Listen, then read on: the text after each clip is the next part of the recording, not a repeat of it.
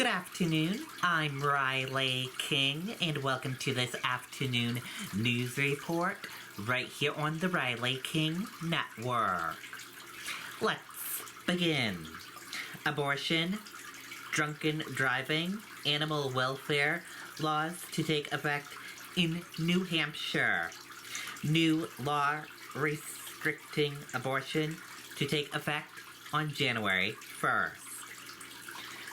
The new year begins and brings new laws for New Hampshire, including an abortion ban that was passed as part of the state budget. The budget Governor Chris Sununu signed in June contained a provision prohibiting abortion after 24 weeks of gestation with expectation for the mother's life or physical health. It takes effect January 1st, and Democrats already have drafted legislation seeking to repeal the new restrictions and to establish state-level protection for abortion across access. Some also want to include the right to make reproductive medical decisions a constitutional right. Make no mistake, effective January 1st, the state of New Hampshire will be denying a woman the dignity to make personal private decisions and instead inserting government into medical choices. Rep. Majority Major Smith, a Democrat from Durham, said at a news conference earlier this year. Other new laws taking effect January 1st include Tyler Shaw's Law. Judge will be allowed to give longer prison sentences to repeated drunken drivers who kill or cause harm to others under a new law named for a Concord man who died in 2018. Tyler Shaw was 20 when a repeated drunken driver sped off an exit on I-89 South, went through a stop sign, and hit Shaw's truck, killing him. Under the new law, someone with one previous drunken driving conviction that causes a crash that kills or seriously injures another person can be sentenced to 10 to 20 years in prison. Those with 2 or more convictions can be sentenced to 15 to 30 years in prison. Animal protection.